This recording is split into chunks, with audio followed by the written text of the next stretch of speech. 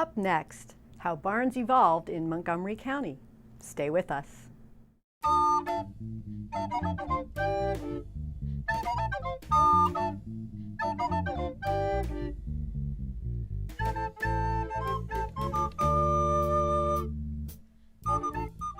Hello, I'm Barbara Grunbaum, producer of Paths to the Present, standing in today for Gale Street. What's one thing that comes to mind when you think of this county's agricultural reserve?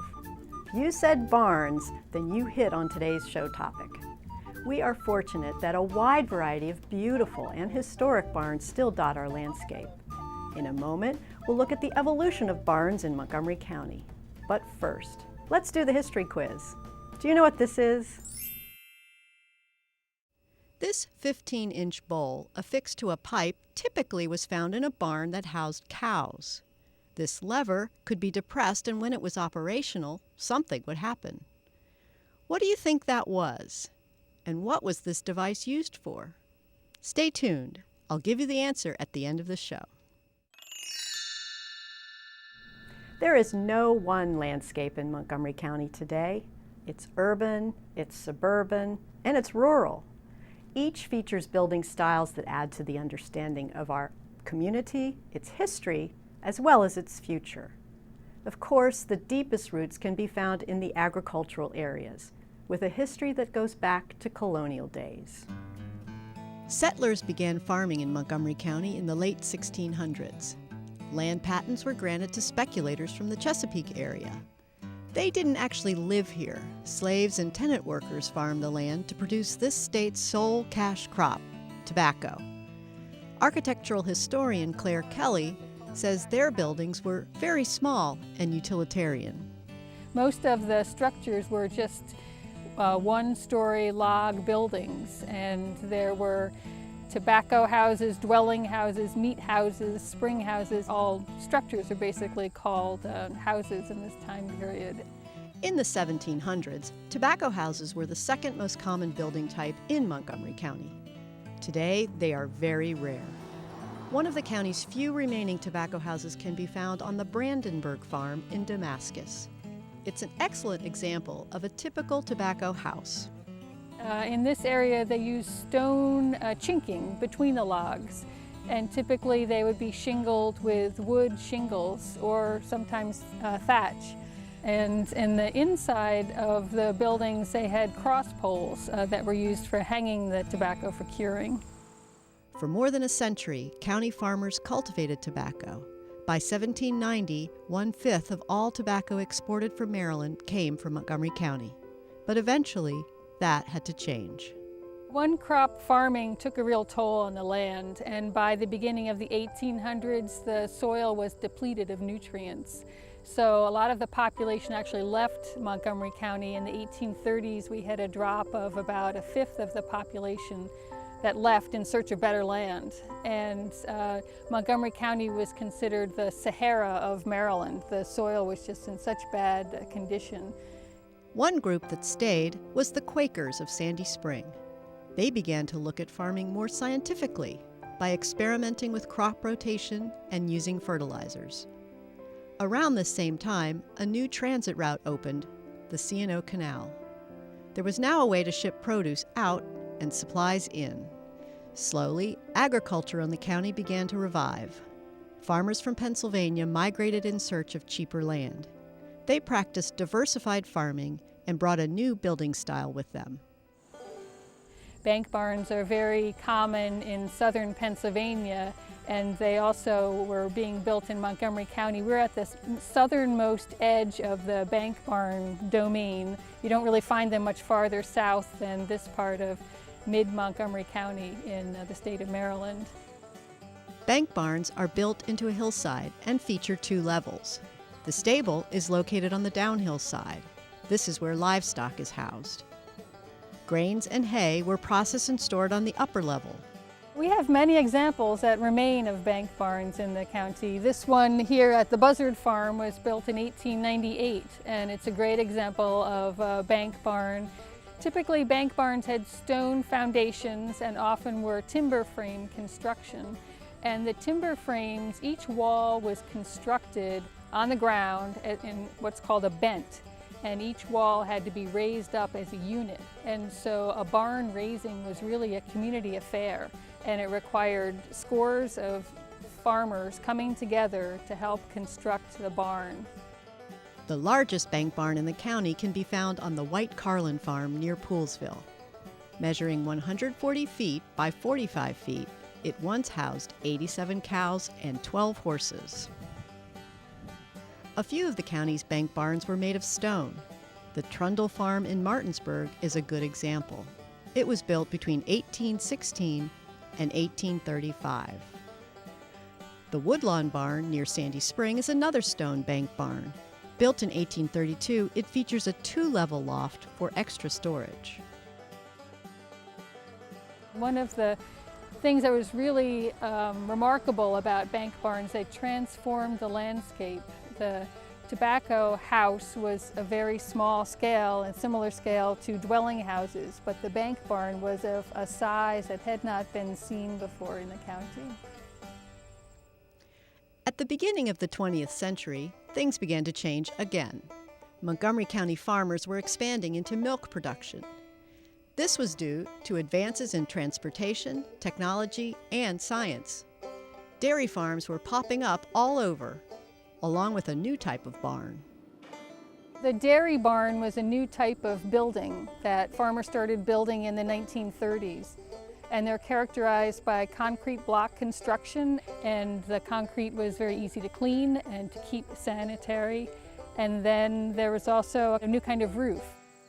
The gambrel roof has a braced frame construction, and it allows for a very large hayloft that's a big unobstructed space where lots of hay could be stored. By the mid-20th century, more than 300 dairy farms operated in Montgomery County. A majority of the milk consumed in Washington, D.C. was produced in this county's pastures. Maple Spring Farm on Darnestown Road was one of the leading dairy operations in the state. Thomas Moore Garrett built this 19-bay dairy barn in 1942. W. Lawson King ran the 300-acre Irvington Farm in Rockville. Known today as King Farm, this was only part of his dairy operations. Other dairy barns can be found at the Bellward Farm in Darnestown and at the Charles Browning Farm near Hyattstown. As the 20th century progressed, Montgomery County suburbs began to spread further out from Washington, D.C. This county's agricultural lifestyle and economy was in jeopardy. In 1980, the Montgomery County Planning Board established the Agricultural Reserve, setting aside nearly 1/3 of the county's land for agriculture. Today, county farmers have once again adapted their land use.